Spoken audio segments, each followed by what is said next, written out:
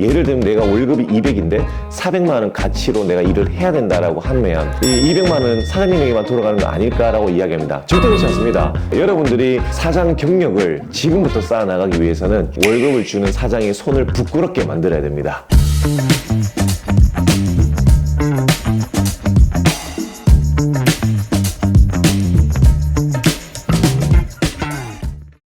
안녕하세요. 우상권의 성공대학 우상권 교수입니다. 네, 오늘은요, 직원들을 위한 좋은 교육을 제가 오늘 알려드릴 텐데요. 만일 사장을 꿈꾸고 있거나 아니면 지금 나의 가치를 높이고 싶은 직원이 있다면 오늘 영상 끝까지 보시면 아마 큰 도움이 되실 겁니다. 자, 여러분들은 사장입니까? 아니면 사장이 시키는 일만 하는 사람입니까? 여러분들은 지금 어떤 생각을 가지고 일하냐에 따라서 가까운 미래에 사장이 될 수도 있고 노동자의 계속해서 머물러 있을 수도 있습니다. 오늘 영상 보시고요. 마인드셋을 제대로 세팅하신다면 여러분들은 가까운 미래에 사장이 되어 있을 것입니다. 자, 직원들을 제가 상대를 하다 보면요. 참 여러 가지의 마인드셋을 가지고 있습니다. 누구는 정말 사장처럼 일하는 사람이 있고요. 누구는 그냥 노동자에 그치는 사람이 있습니다. 시키지 않으면 하지 않습니다. 정말 직원들의 이런 마인드셋에 따라서 미래가 완전히 좌우된다는 사실을 아시나요? 사장이 되었을 때 어떤 마인드로 하느냐가 중요하기보다는 지금 직원 시절부터 다져진 마인드가 더욱더 중요합니다. 보통 흔히 이런 이야기를 합니다. 당신이 가장 빠르게 오너가 되고 그 오너로 성공하기 위해서는 지금 당신의 오너가 고민하고 있는 것을 함께 고민하라라는 말이 있습니다. 만일 그런 고민을 하고 있다면 여러분들은 지금부터 사장의 경력이 쌓여지고 있는 것입니다. 자, 오늘 영상에서 사장의 자질을 알려드리겠습니다.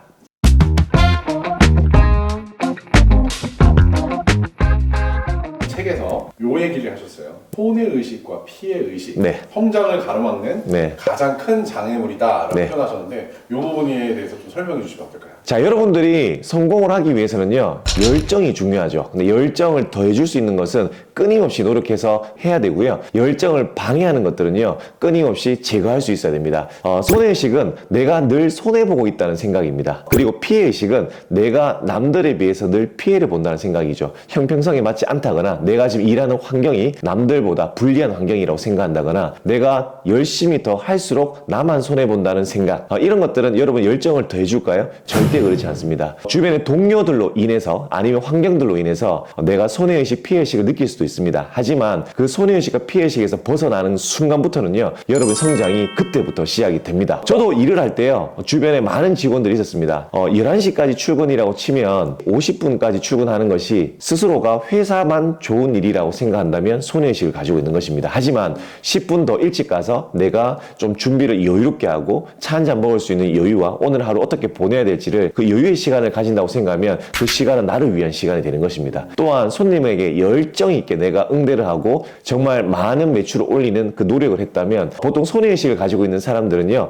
성과, 그 이익은 다 사장에게만 돌아간다고 생각합니다. 그래서 내가 열심히 해봤자 나는 월급이 똑같으니 더 열심히 할 필요가 없다라는 생각이 드는 거죠. 손해의식과 피해의식에 내가 갇혀 살게 되면 절대로 열정을 더할 수가 없는 것입니다. 그래서 여러분들이 만일 성공을 하고 싶다면, 꿈이 간절하다면 여러분의 열정 온도를 높이기 위한 가장 중요한 핵심, 손해의식과 피해의식을 제거하는 것부터 시작하셔야 됩니다. 지금 여러분 직원이라면 내가 조금 더 노력하는 것들, 내가 남들보다 좀 수고하고 헌신한다고 생각하는 것들 절대로 쓸모없는 것이 아닙니다. 여러분들을 위한 투자라고 생각하셔야 됩니다. 2008년 요르단과의 1억 2천만 불 수출 계약 달성. 철강팀 단독으로 이룬 최대 성과였지. 박 과장은 그때 현지 업체 관계자들과의 커뮤니케이션을 전담했어. 몇 번이나 틀어질 뻔한 일을 해결해내면서 계약의 1등 공신이 됐었지. 자자자자자, 이게 무엇이냐? 상무님의 법인카드! 오늘 그냥 막 밤새도록 맞습니다. 이거 한번 없는 거야.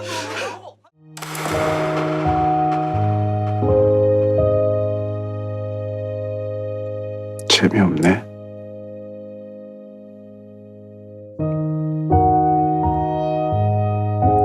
돈은 니들이 다 처먹고 난 월급만 받으면 땡이냐? 내가 200만 원 월급을 받지만 500만 원의 일 가치를 가지고 일을 하면 이거는 사실은 네. 나는 손해고 사장만 이익 보는 거 아니야. 그렇죠. 네. 이렇게 얘기하는데 이 마인드가 왜 위험한 마인드인지 한번 설명해 주시면 좋을 것 같아요. 그렇죠. 보통 우리가 급여의 2배의 일을 해야 당신이 일을 제대로 하고 있다는 말을 많이 듣습니다. 예를 들면 내가 월급이 200인데 400만 원 가치로 내가 일을 해야 된다라고 하면 이 200만 원 사장님에게만 돌아가는 거 아닐까라고 이야기합니다. 절대 그렇지 않습니다. 월급 급여만 나갈까요? 아니죠. 운영비가 또 나갑니다. 그리고 여러 가지 투자를 많이 해야 됩니다. 그래서 이것은 더 큰 이익을 만들기 위한 것이 아니라 여러분들이 당연하게 해야 되는 책임입니다. 저는 이렇게 생각했습니다. 제가 월급 200만 원 받는데 제가 예를 들면 400만 원치를 일을 했다. 그러면 200만 원 내가 손해본다. 이런 뜻으로 해석하지 않았습니다. 나머지 200은 미래에 나에게 돌아올 저축해놓은 금액이라고 저는 생각했습니다. 여러분도 그렇게 한번 생각해 보신다면 손해의식과 피해의식에서 조금 벗어날 수가 있을 것입니다. 그 월급을 주는 사장의 손을 네. 부끄럽게 만든 직원이 돼야겠네요. 당연하죠. 제가 그 말을 하고 싶은 거예요. 여러분들이 사장 경력을 지금부터 쌓아나가기 위해서는 월급을 주는 사장의 손을 부끄럽게 만들어야 됩니다. 그렇다면 그 순간부터는요, 갑과 을이 바뀌게 됩니다. 여러분이 바로 갑이 되는 거죠. 상대의 손을 부끄럽게 만드는 것은 정말 능력치를 발휘하면 충분히 그렇게 할 수 있습니다.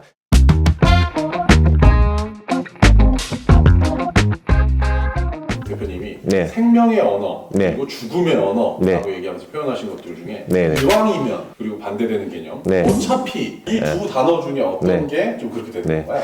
이게 정말 중요한 내용입니다. 뭘 해도 잘 되는 사람, 뭘 해도 실패하는 사람, 어떤 게 차이가 날까요? 단 하나의 말버릇입니다. 말버릇 중에서 생명 언어를 말버릇으로 가지고 있는 사람도 있고, 이 실패 언어, 사망 언어를 말버릇으로 가지고 있는 사람이 있습니다. 생각 한번 해보신다면 되게 재밌는 사실이, 이왕이면 뒤에 부정어를 붙일 수 있을까요? 자연스럽지 않습니다. 이왕이면 안 될 거잖아. 이왕이면 실패할 거잖아. 안 어울립니다. 이왕이면 잘 될 거야. 이왕이면 제대로 해보자. 이왕이면 성공하자. 이것이 어울립니다. 앞에 어두의 이왕이면을 붙이는 사람들은요, 생명 언어를 붙이는 것입니다. 바로 뒤에 이어질 언어나 문장도 긍정적인 언어가 들어갈 수밖에 없습니다. 근데 뭘 해도 실패하는 사람 특징은요, 어두에 늘 어차피를 붙입니다. 어차피 안 될 거잖아.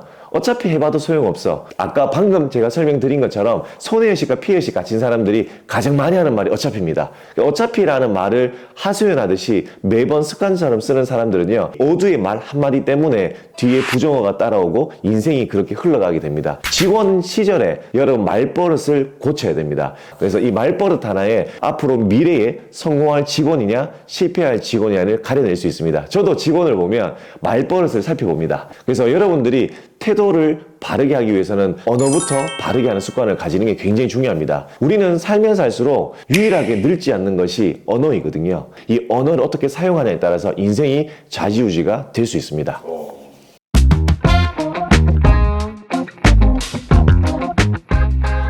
대표, 사장이 절대 네. 놓치고 싶지 않은 탐나는 사람의 특징을 좀 대표님이 몇 네. 가지 추려주신다면.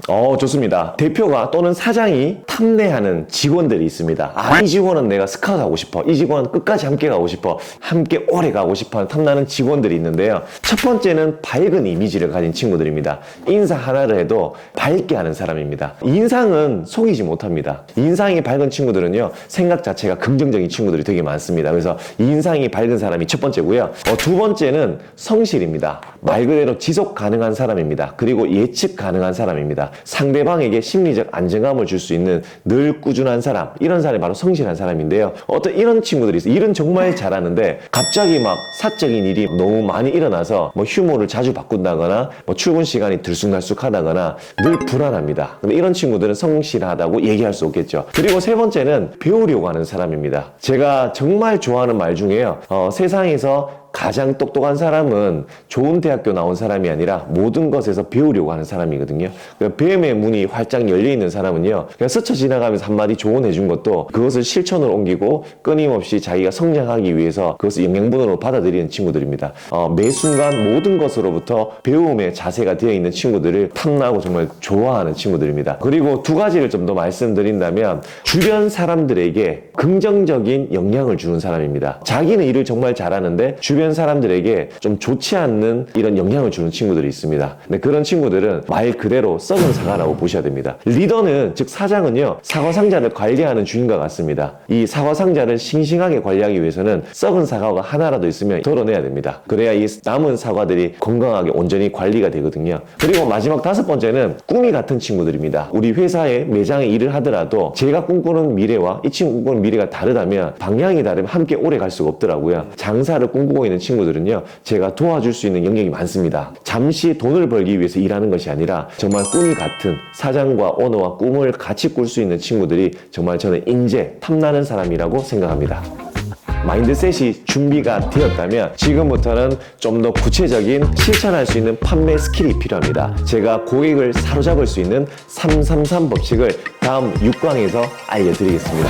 자, 지금까지 우상권의 성공대학 우상권 교수였습니다.